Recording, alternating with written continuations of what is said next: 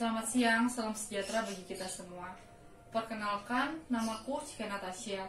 Aku salah satu murid di SMA Dapena 1 Surabaya. Pada kesempatan kali ini, aku akan berbagi cerita tentang keseharianku di rumah selama masa pandemi COVID-19. Sekolahku mulai membelajarkan muridnya di rumah dari tanggal 16 Maret 2020 hingga saat ini. Keseharianku di rumah mulai dari tanggal 16 sampai 24 Maret yaitu mengikuti PHB, penilaian harian bersama yang dilaksanakan oleh sekolah. Lalu setelah PHB selesai, kembali diadakan KBM, kegiatan belajar mengajar secara online yang wajib diikuti oleh seluruh murid SMA Dapena 1 Surabaya. Tak terasa, di saat aku sedang melaksanakan KBM, aku mendapat pengumuman bahwa akan dilaksanakan PAT. Lalu setelah mendapat pengumuman tersebut, aku bergumam dalam hati. Apa? Udah mau PAT aja? Cepet juga ya? Baru kemarin PHB, KBM, terus sekarang PAT. Wah, bentar lagi aku kelas 12 dong, sambil aku tertawa malu dalam hati. Lalu setelah itu, aku langsung melihat isi galeri HP-ku. Apa mungkin ada tugas-tugas yang belum aku salin ke buku tulis? Lalu, setelah aku melihat isi galeri HP-ku, aku melihat bahwa banyak sekali tugas yang belum aku salin ke buku tulis. Setelah aku tahu bahwa tugasku banyak, aku langsung mulai menyalin semua tugas-tugas itu ke buku tulis. Beberapa menit aku lewatkan untuk menyalin tugas. Lalu tanganku mulai terasa pegal. Sambil meluruskan tangan, aku berkata, "Ya ampun, banyak banget ini yang harus aku salin ke buku tulis." Beberapa menit kuhabiskan untuk menyalin tugas. Lalu setelah itu aku mulai kembali mengambil pulpenku dan mulai menyalin kembali semua tugas-tugasku ke buku tulis. Tepat sebelum PAT pertama dimulai, aku mulai nyicil belajar untuk mapel pertama. Awal belajar aku tidak mengalami kesulitan karena aku memulai dengan soal-soal yang mudah dahulu. Lalu aku mulai menaikkan soal ke level yang lebih sulit dan aku mulai mengalami kebingungan untuk menyelesaikan soal tersebut. Tetapi tidak berhenti di situ, aku tetap berusaha mencari cara untuk menyelesaikan soal tersebut. Walaupun membutuhkan waktu yang cukup lama, tetapi aku tetap berusaha. Tak terasa musim PAT pun berakhir. Kembali aku menjalani keseharianku di rumah bersama mama. Selama kegiatan PHB, KBM, dan PAT, bangunku selalu lebih awal. Tetapi setelah kegiatan itu semua berakhir, bangunku pun menjadi lebih siang. Yang biasa aku bangun pukul 7 pagi, berubah menjadi pukul 9 pagi. Seperti biasa, setelah bangun tidur, aku langsung mandi. Setelah mandi, aku baru makan dan membantu mama membuat pastel untuk dititipkan di beberapa kedai. Selama masa corona ini, kedai-kedai berjualan menjadi sepi, termasuk kedai yang biasa mama menitipkan pastel. Dan terpaksa beberapa kedai harus tutup karena sedikitnya pembeli dan juga karena himbauan dari pemerintah agar semua di rumah dulu.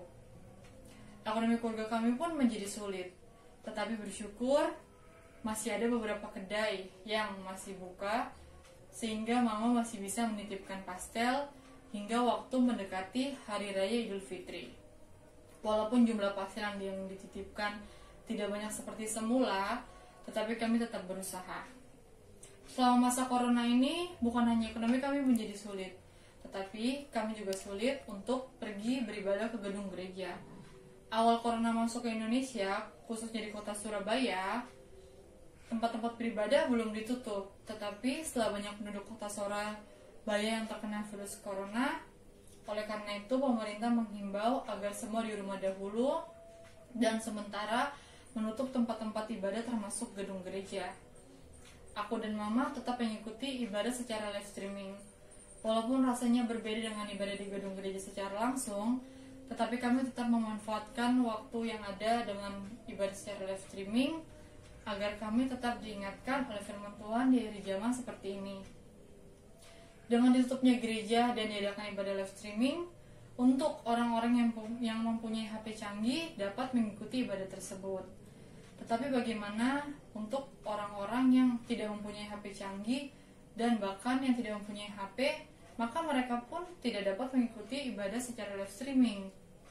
Dengan adanya corona, dapat membuat kita semakin dekat dengan Tuhan dan juga dapat membuat kita semakin jauh dari Tuhan. Dapat membuat kita semakin dekat dengan Tuhan, yaitu kita dapat mengerti di situasi yang seperti ini kita harus lebih lagi serius hidup dalam Tuhan, tidak berkompromi dengan dosa, dan lebih sungguh-sungguh lagi pelayanan dalam Tuhan.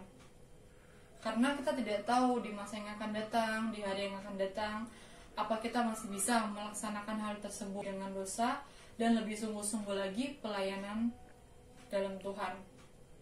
Karena kita tidak tahu di masa yang akan datang, di hari yang akan datang, apa kita masih bisa melaksanakan hal tersebut. Selagi saat ini ada kesempatan, maka harus dilakukan dengan baik. Tetapi berbeda dengan orang-orang yang saat gereja belum ditutup pun mereka sudah malas datang beribadah. Maka dengan diadakan live streaming, mereka tidak akan merespon ibadah tersebut dengan baik.